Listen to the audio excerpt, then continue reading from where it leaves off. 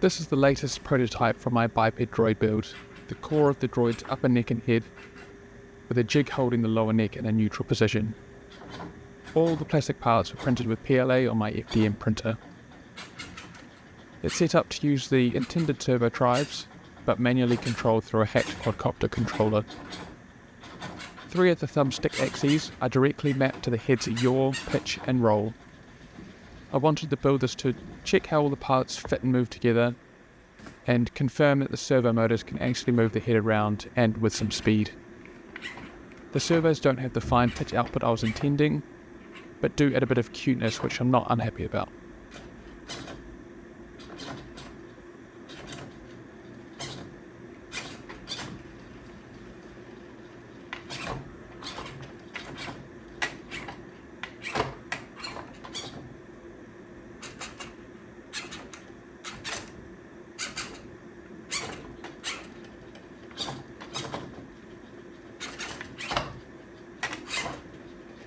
The system itself isn't too complex. It consists of several parts.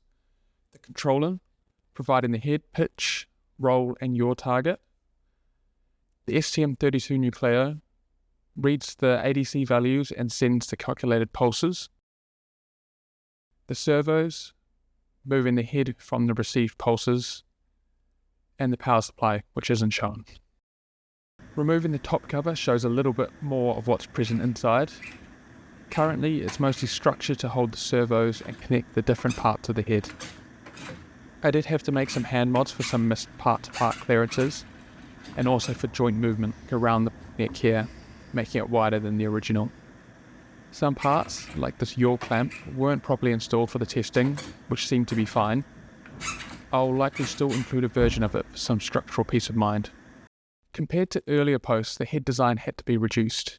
When it came to printing, the upper and lower head parts were bigger than the printer bed size, so needed to shrink in length and width.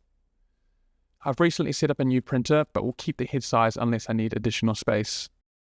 Layering up the core assemblies in the architecture are the lower neck, coming from the top of the torso, kept static in this prototype, with the head pitch servo held at the top. The upper neck, where the yaw and roll servos are, the lower head, interfacing with the neck and providing structure for the eyes, antenna servos, and other internals. And finally, the upper head, mostly a cover, but also houses the rear LED panel and mounts for the torches. The lower neck has a pocket for housing the neck servo motor from the torso, a slot for the pitch servo to slide into, and a bearing.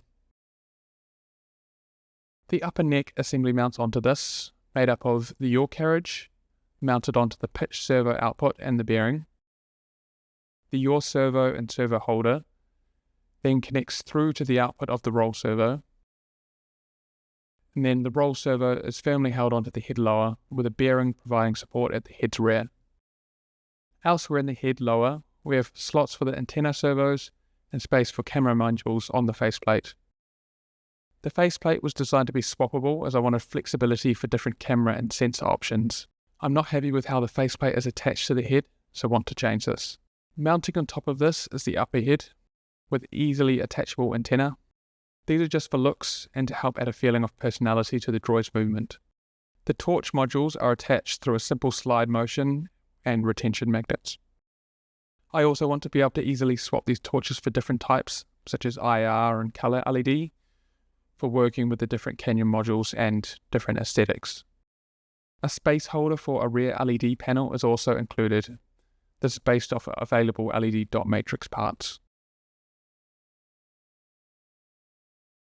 In terms of upgrades, there are a mix of must-haves and nice-to-haves.